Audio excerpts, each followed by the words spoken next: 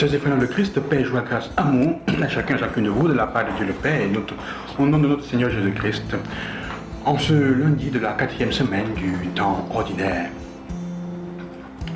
Le texte que nous lisons aujourd'hui, l'évangile de Marc, l'évangile nous présente la scène de Jésus qui rencontre cet homme possédé gérasénien, pendant qu'il traverse de l'autre côté pour venir en aide à ces hommes, à ces personnes.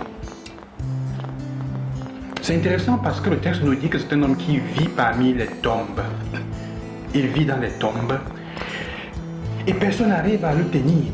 Même pas les chaînes. Même quand on l'enchaîne, il arrive à se désenchaîner. Et pire encore, il se fait du mal à lui-même. Sœurs et frères, cet évangile nous aide à réfléchir sur nous-mêmes et sur le fait que sur la manière avec laquelle nous restons attachés à nos tombeaux, aux tombes. Les tombes sont le lieu où il n'y a pas de relation chaleureuse. Il n'y a pas d'amour. Vivre au milieu des tombes, ça veut dire continuer à vivre dans un espace, dans un passé avec des personnes, avec des souvenirs de personnes qui n'existent plus, qui ne peuvent pas nous donner, ou avec des situations qui ne peuvent pas nous donner la chaleur dont on a besoin pour être sain, pour être vraiment, pour avoir la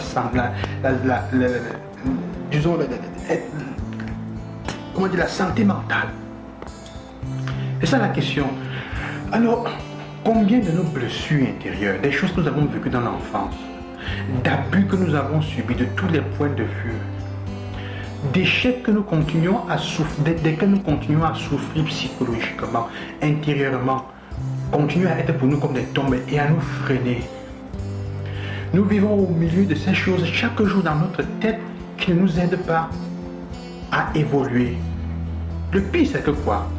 C'est que ça nous tient loin de Dieu. Et en nous tenant loin de Dieu, de façon nous fait comprendre, ça nous blesse. Nous nous blessons nous-mêmes, nous nous faisons du mal à nous-mêmes.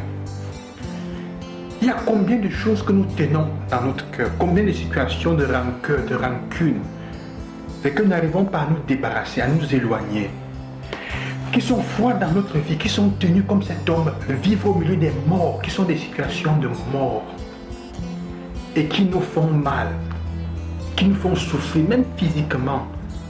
Il y a des maladies que nous avons simplement à cause de ces situations psychologiques que nous vivons. Depuis que nous sommes petits, depuis l'enfance, des choses qui n'ont plus de sens, qui sont de la nuit des temps. Nous n'arrivons pas à aller de l'avant. Move forward. Aller de l'avant. Sœurs et frères, l'Évangile nous invite aujourd'hui à tenir compte de cela. Le Seigneur veut que nous fassions attention à cela. Et l'unique solution, c'est que nous allions à Dieu. Cet homme possédé paradoxalement court vers Jésus quand il le voit. Ça nous fait comprendre que le mal ne peut pas s'éloigner. Le mal ne fuit pas facilement Dieu. Le mal est attiré par Dieu. Mais, comment dire, c'est-à-dire que le malin, si on veut dire, est attiré. Et il s'éloigne de Dieu, c'est évidemment parce qu'il connaît qui est Dieu. Il connaît la valeur, il connaît ce que le Seigneur peut lui faire. Il connaît combien, comme il dit ici, pourquoi est-ce que tu me tortures, hein? Tu es venu pour me faire du mal. Il connaît très bien le pouvoir que le Christ a, que Dieu a, et il s'éloigne de lui. Tout ce que le malin et le mal font dans notre vie, c'est chercher à nous éloigner de Dieu. Et il y a eu une attraction envers le Seigneur. Regardez un peu quand vous êtes dans la souffrance, dans les difficultés, quand vous êtes dans certaines situations, il y a une attraction naturelle à aller chercher le réconfort là où le Seigneur est. Parfois, c'est la résistance en nous-mêmes est liée au mal que nous portons en nous et on veut s'éloigner. Mais il connaît qui est Dieu, il sait ce que le Seigneur peut faire, ce qu'il peut nous donner.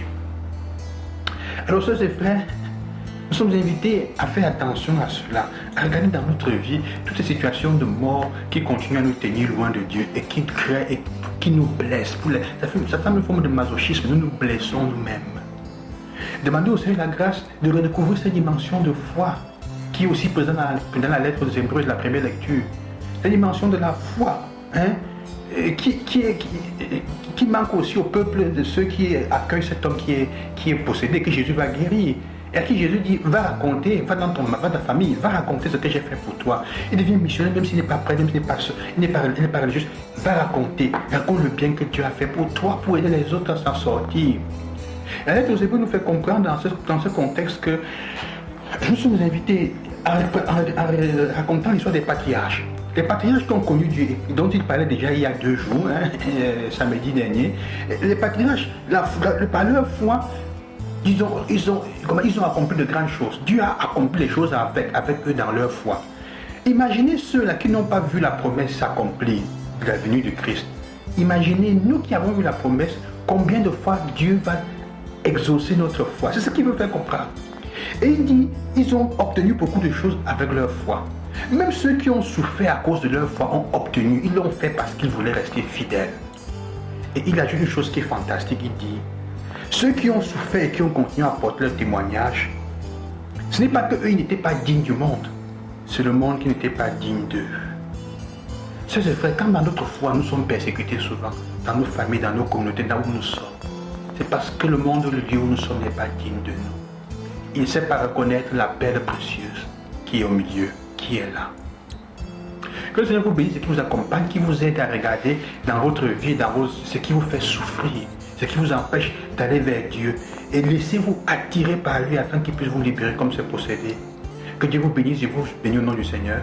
À demain, loué soit Jésus-Christ.